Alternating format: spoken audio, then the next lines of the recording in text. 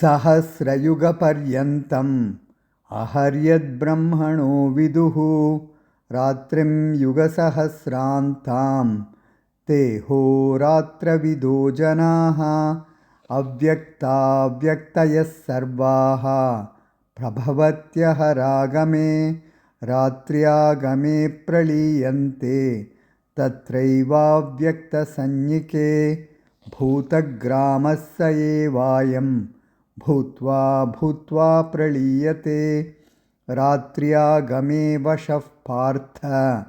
प्रभवत्यः रागमे परस्तस्मात्तु भावोऽन्यः अव्यक्तो व्यक्तात् सनातनः यस्य सर्वेषु भूतेषु नश्यत्सु न विनश्यति अव्यक्तोऽक्षर इत्युक्तः तमाहुः परमां गतिं यं प्राप्य न निवर्तन्ते तद्धाम परमं मम पुरुषः स परः पार्थ भक्त्या लब्ध्वस्त्वनन्यया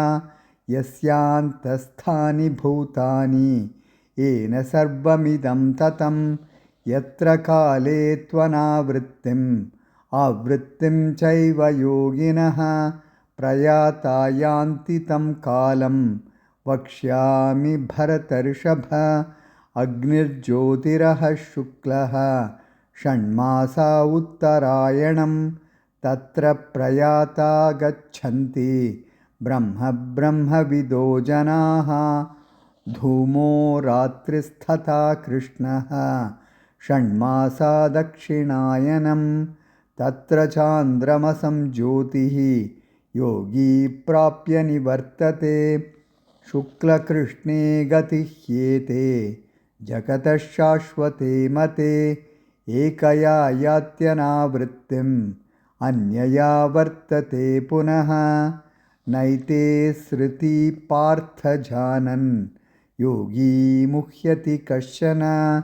तस्मात् सर्वेषु कालेषु योगयुक्तो भवार्जुन वेदेषु यज्ञेषु तपस्सु चैव दानेषु यत्पुण्यफलं प्रतिष्ठम् अत्येति तत्सर्वमिदं विदित्वा योगी परं स्थानमुपैति चाद्यम् ॐ तत्सदिति श्रीमद्भगवद्गीतासु उपनिषत्सु ब्रह्मविद्यायां योगशास्त्रे श्रीकृष्णार्जुनसंवादे अक्षरपरब्रह्मयोगो नाम 8मोऽध्यायः।